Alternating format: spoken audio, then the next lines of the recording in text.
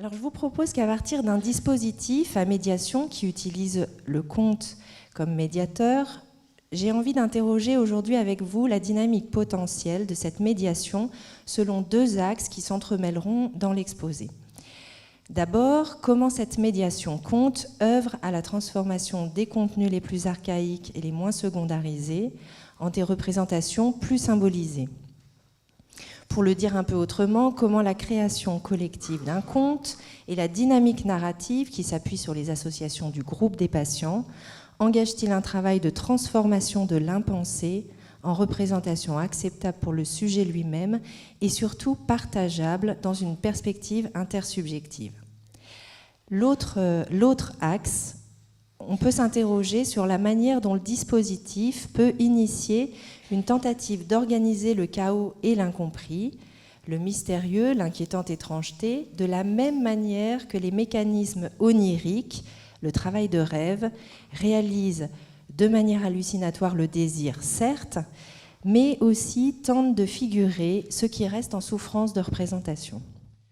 Et l'artiste, Freud le montre très bien, a une position assez particulière, puisque Freud nous explique que c'est quelqu'un qui contourne en quelque sorte la difficulté qu'il y a à modifier la réalité extérieure pour créer des réalités d'une nouvelle sorte qui prennent de la valeur aux yeux des autres et qui, de ce fait, lui permettent de s'insérer et de jouer un rôle social. C'est-à-dire qu'il y a, au fond, une espèce de circuit de la création artistique qui implique à la fois un évitement et une réussite compensatoire grâce à cet événement. Ok, les médiations thérapeutiques, c'est bien de les développer, mais les développer pour qui? C'est-à-dire, est-ce qu'il y a des indications spécifiques? Est-ce qu'il y a des indications plus particulièrement ajustées, en quelque sorte, et à quel type de population? Ça, je crois que cette question, elle est importante. Moi, je pense qu'on peut utiliser les médiations thérapeutiques dans un très grand nombre de situations. Mais je pense qu'elles donnent leur meilleure d'efficacité dans un certain nombre de conjonctures et face à un certain nombre de tableaux cliniques particuliers.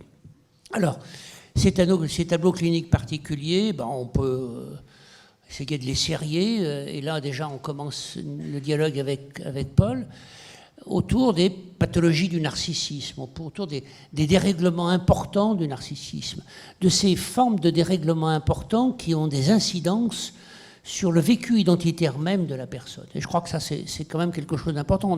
On peut avoir tous des vécus narcissiques, des difficultés narcissiques, c'est le courant de la vie.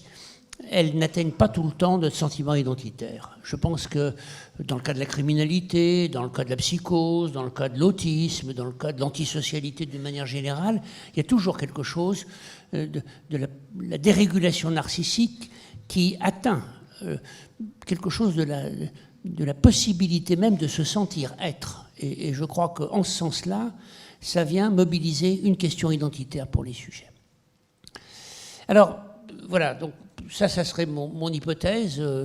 On peut les utiliser dans bien des domaines, mais c'est là que, d'une certaine manière, elles trouvent leur maximum de pertinence.